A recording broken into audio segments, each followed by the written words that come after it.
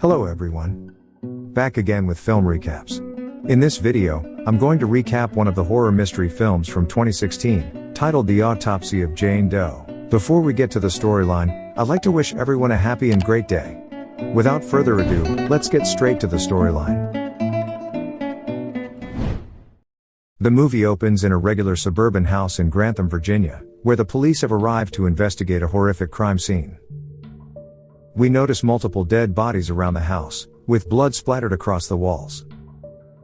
However, the most disturbing part comes when they discover the lifeless body of a naked woman in the basement, half buried and without any visible injuries.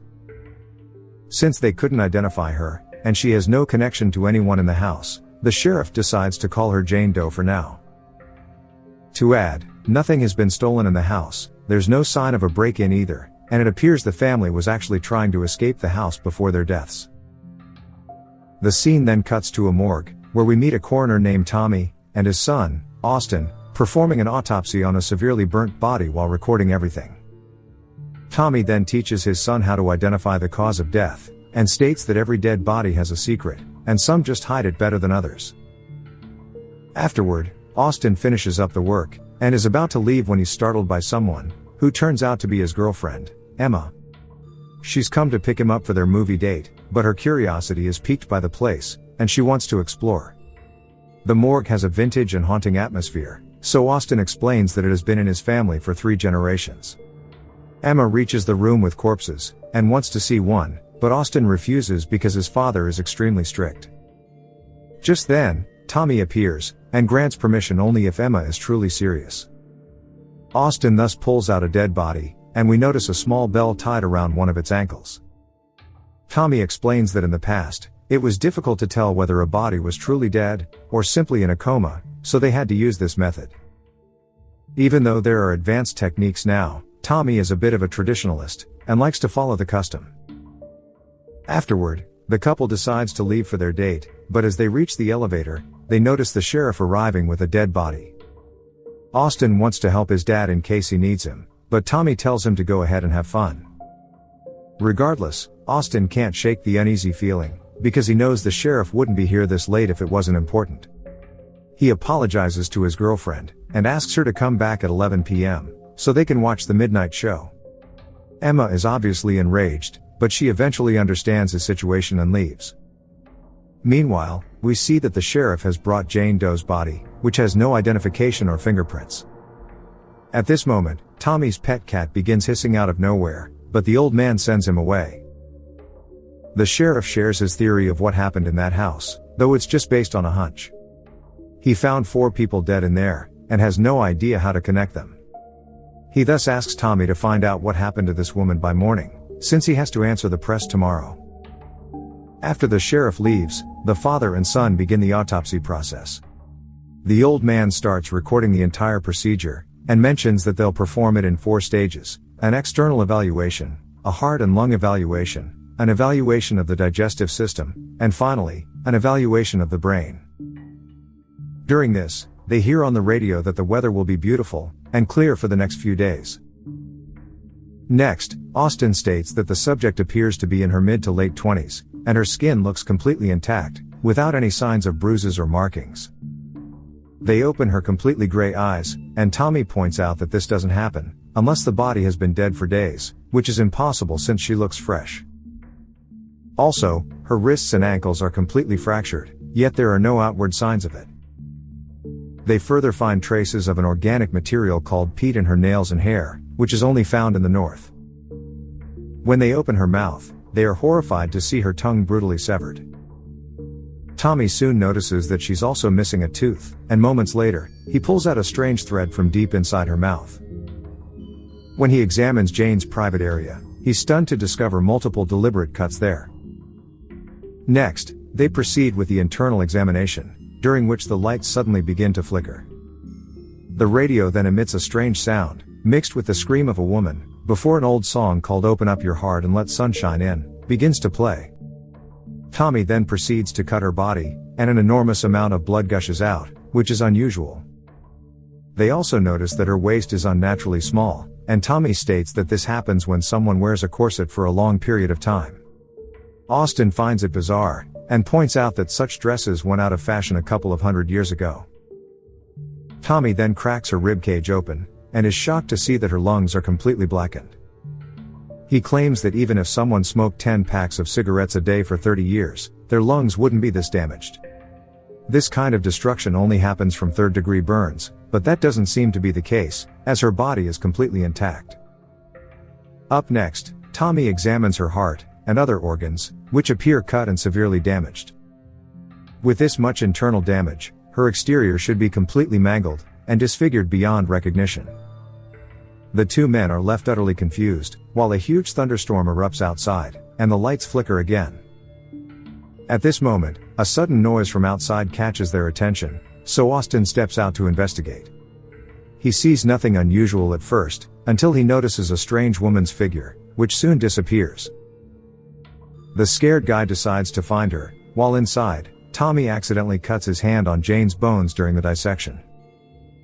Elsewhere, Austin hears noises coming from the ventilation. And then, when he opens the grate,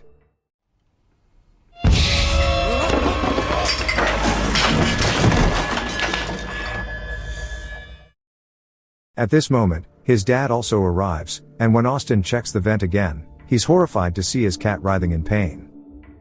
He retrieves the animal and notices it is bloodied and badly injured. This deeply distresses Tommy, so he decides to end the poor creature's suffering and snaps its neck. Tommy then proceeds to incinerate his beloved pet, and asks his son to leave him alone for a moment. Not long after, Tommy returns to the autopsy room to resume their work, and they move on to stage 3. Austin realizes his dad is upset, and tries to get him to open up, but Tommy reassures him that he's fine. Later, while cutting into one of the tissues, Tommy finds a flower inside, shocking them both. He pulls out a book, and discovers that the flower is called Jimson weed, a powerful paralyzing agent. This explains the inflammation in her organs, and it turns out that the flower only grows in northern regions, confirming that Jane is from there. They then hear on the radio about an approaching storm, so Austin suggests to his father that they finish the work in the morning. But the old man firmly insists they must complete it tonight, reminding him that he has to report back to the sheriff by morning. The two then continue dissecting her, and they find another bizarre object within her body, which is a piece of cloth, but shockingly, it contains a human tooth. They inspect the cloth, and it turns out to be an old shroud, engraved with Roman numerals and strange symbols. Austin examines the thread they pulled from her mouth earlier, which turns out to be from the same shroud. He then places the tooth back into her mouth, and it fits perfectly. He's met by a grim realization: someone had pulled out her teeth, wrapped them in the fabric, and forced her to swallow them. The markings on the shroud hint at something dark and ritualistic, so Austin concludes she may have been the victim of a human sacrifice. Soon, they once again hear radio warnings about the dangerous storm, this time warning them they're not getting out of there. Suddenly, the old song "Open Up Your Heart and Let Sunshine In" begins playing again, so a worried Austin suggests they leave, but his father ignores him. Tommy then removes Jane's skin, and they freeze in shock when they notice it's engraved with the same disturbing symbols they saw on the shroud.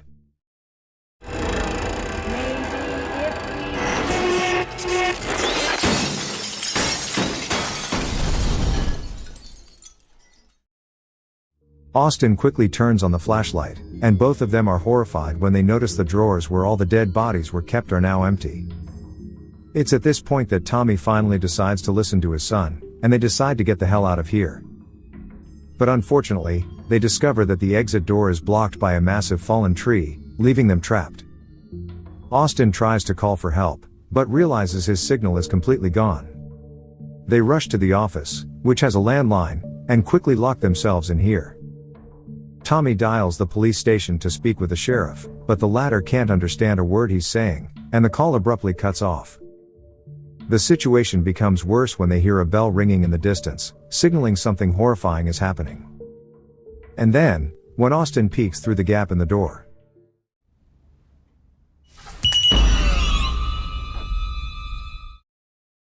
the entity who appears to be a corpse now begins aggressively banging to open the door, but the duo manages to barricade it just in time. After the banging finally stops, Austin thinks Jane is behind all of this, since it all started when they began examining her. But Tommy, being a man of science, doesn't believe such a theory, and insists the woman is just a corpse. Next, Tommy goes to the bathroom to tend to the injury on his wrist, which is bleeding heavily. But he hears movement behind the shower curtain, and Austin also notices a shadow there, but Tommy finds nothing on the other side. But then, an invisible force yanks him and slams the door shut. Tommy is now being slammed by the unseen force, and he sees a vision of a charred body with gray eyes. Soon, Austin finally manages to break inside. He then helps Tommy to get up, and the old man tells him what he witnessed earlier. He now believes that it is all Jane's doing, and wonders what they must do next.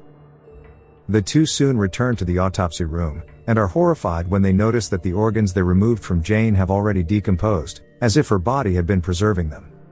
They decide to take her to the crematorium to destroy her, but then, the door suddenly slams shut and locks by itself. Alarmed, Austin desperately tries to break open the door and manages to make a hole, but soon he notices a corpse on the other side. Having had enough, Austin pours fuel all over Jane's body, and Tommy sets it on fire. Strangely, the flames do not affect her body, and the fire spreads throughout the room, destroying their camera, the photos, and all of their research so far. Tommy grabs a fire extinguisher to put out the flames, and they both stare in shock to see Jane's body still completely intact. Realizing they can't destroy her, they decide to take the elevator to exit the place. But just as they're about to reach there, the elevator door suddenly closes by itself. Things get even worse when they realize one of the corpses is approaching them. Luckily, the elevator door finally opens, and they get inside, only for the door to be half closed. As the corpse eventually reaches the door, Tommy brutally strikes it in the head with the axe. But moments later, they hear a woman whimpering, and Austin is horrified to see a dying Emma, who has come to pick him up for their date. The poor guy begins crying, and soon the elevator starts functioning, so Tommy leads his distraught son inside. But moments later, the elevator fails once again, and leaves them trapped. Both men seem extremely broken, and they blame themselves for Emma's death. Elsewhere, the incinerator suddenly turns on by itself, while the father and son wonder why Jane hasn't killed them yet. Austin theorizes that maybe she wants them to suffer. She tried to stop them every time they cut her up, as if she didn't want them to find out something. At the same time, we notice the incinerator soaring to dangerous levels, sending smoke throughout the place. Austin suggests to his father that they go back and investigate her cause of death, which may help figure out how to stop her. Upon returning to the hallway, Tommy covers Emma with a blanket, and both advance with difficulty as the smoke fills the entire area. Suddenly, someone invisible attacks Tommy, and Austin can only hear slicing and screaming sounds. But he eventually manages to help his dad, and together they enter the autopsy room to continue with the final stage of the autopsy, which is dissecting her brain. Tommy begins the procedure, and soon extracts a piece of tissue from her brain. To their surprise, when they examine it under the microscope, they are horrified to discover that all the brain cells are fully active, which means she is still alive. They thus believe that some sort of otherworldly energy is keeping her in this unnatural state. Austin again begins examining the symbols on the shroud, and soon manages to point out a Bible verse from Leviticus 20:27. He also figures out that the Roman numerals on the shroud say 1693. Meanwhile, Tommy checks the Bible verse, which says, "Any man or woman who consults the spirits of the dead shall be put to death." Soon, they realize that the body isn't even from here, but from 17th century northeastern New England. The Salem witch trials took place during this period, when many innocent women and girls were accused of being witches and executed. Tommy insists that witches are a myth, and that all the girls back then were innocent and falsely accused. Most were either hanged or burned at the stake, but Jane seemed to have been brutally tortured and endured a far worse fate. Austin states that maybe they tried to kill her in a normal way, but when they couldn't, they had to resort to such extreme methods. At this moment, Tommy comes up with a chilling theory, and states that maybe the cruel things they did to her accidentally turned an innocent girl into an actual witch. He says that when they cut Jane open, she felt it, and now she wants them to feel the same pain, which is why she's keeping them alive. Tommy displays his injured rib, which is now engraved with the same ritualistic markings, so he speculates that this could be her way of exacting revenge. And then suddenly,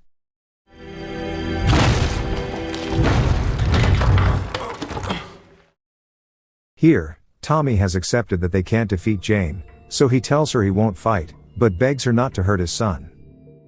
Soon, the door banging finally stops, after which Tommy begins to feel unbearable pain, and soon his wrists and feet start fracturing. At the same time, Jane begins to heal unexpectedly, and her body pulls itself back together. Her eyes slowly return to normal, while Tommy's eyes soon turn gray like hers. The old man can't bear the excruciating pain, so he begs his son to finish him off. A horrified Austin reluctantly obliges, and stabs him with a heavy heart.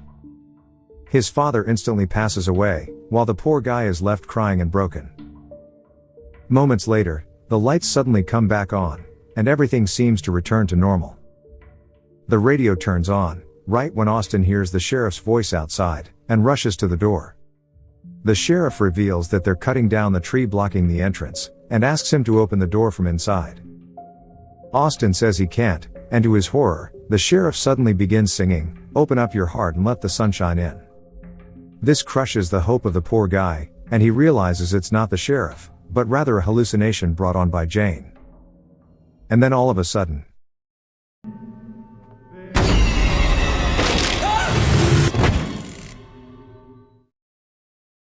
the next day, officers arrive at the morgue to investigate the scene of the gruesome deaths. The sheriff is confused by what happened here, and discovers there's no sign of forced entry, just like in the previous case. Moreover, a radio announcement declares that it is the fourth day of sunshine, revealing that the storm the father and son experienced was nothing but a hallucination. Even more bizarre is that Jane's body remains completely intact, as if no autopsy was performed on her. An officer offers to transfer her corpse to a nearby morgue, but the sheriff orders it to be sent to another county, leaving someone else to deal with the problem. In the final scene, an officer is seen transporting Jane's body, and when he turns on the radio, the haunting song "Open Up Your Heart and Let the Sun Shine" and begins playing. Meanwhile, Jane's toe twitches in the back of the van, and the eerie toll of a bell fills the air, revealing that the real horror has only just begun. Okay guys, thanks for watching. See you again in the next video.